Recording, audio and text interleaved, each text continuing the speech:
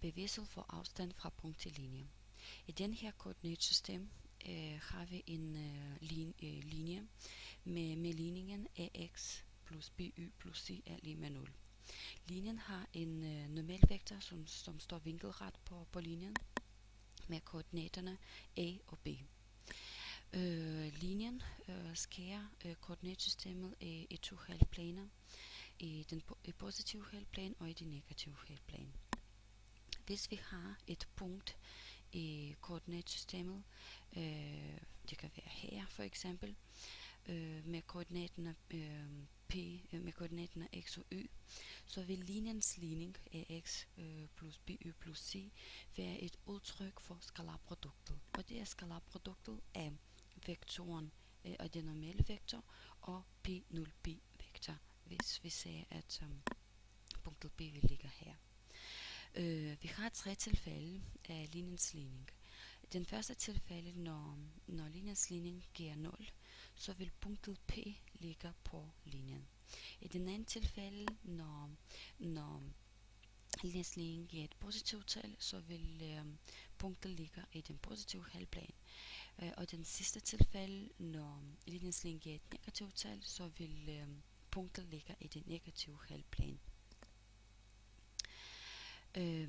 Her har vi et punkt som i den positive halvplan, som ikke ligger på linjen, og der skal beregnes afstanden fra punkt til linjen, og man kan se at afstanden er vinkelret, og den simpelthen beregnes ved længden af vektoren p0p og den numeriske værdi af cosinus af vinkel v.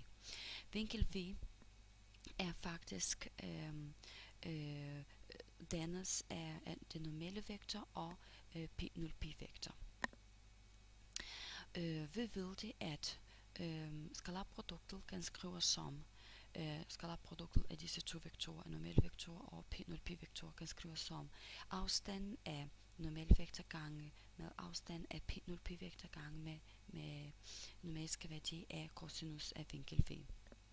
Ud af det, her kan man se, at p0p og cosinus af vinkel v er faktisk den her afstand. Så den kan skrives faktisk på den her måde. Og hvis vi skal sætte koordinaterne på den her,